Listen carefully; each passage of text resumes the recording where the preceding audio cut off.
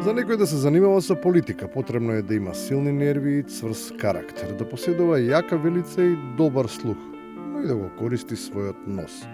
Со него може да го одредува ефектот и да го квалификува производот на надоениот стомак. Вашето гласање ќе има можност, ќе има важност колку е на обична бугарска прдешка. Па шо ја изненадивте јавноста, па сите тоа го видо. Сите тоа го видо. Сега колку прдешки има во владата? Иако знае да замириса таков податок, засега не е на располагање на бизнис заедницата и изнесува сериозни забелешки за присуството на одредени кадри во владата. Не само оваа, туку и во секоја, особено ако такви профили стануваат дипломати. Ја знаеме изреката на германскиот канцелар Бисмарк, дека што помалку професори треба во владите. Што бара еден професор во земја која што е прва, втора или трета на ранг листата на економски партнери на Македонија? Професор по историја или професор по книжевност, што ќе направи? Ќе помогне? Не. За избор. Еден од професорите кој за волја на вистината не е на служба во странство, па наведеното сценарио не може да се реализира. Сепак прави проблеми по дома.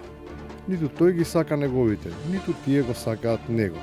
Ама има кој да се грижи и да го крепи. Дали ќе продолжи соработката со министерот Лимани и покрај влошените односи со Блен? Па гледате дека министерот Лимани е со мене. Тој веројатно и не е со него, ама кога премиерот ќе се изненади од одлуките на некој околу него, по собствено признание, лично му се јавува. Односот и муабетот меѓу нив е предмет на љубопитство, ама никој не успева да дојде до содржината. Може би се пријатели, па се чуле здраво како сте, како ви оди работата. Значи, не можам јас да оценувам нешто што не знам, ама вие имате право, новинарите, да прашате, извинете, од каква природа беше разговорот. Нема информации ниту какво пресретна реконструкцијата ќе беседат и со знамовци, ама оттаму веќе порачува дека како и досега, тие ќе останат доследни и стамени, бидејќи тој пат го изоделе.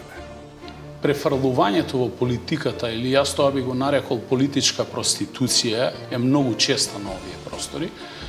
И на крајот, за пророците, кои исто така се многу чести на овие простори.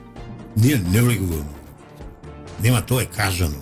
Македонија додека не се уништи, нема да влеземе. Останува нерасчистена само дилемата. Ако се уништи, како и што воопшто ќе влезе во која било унија?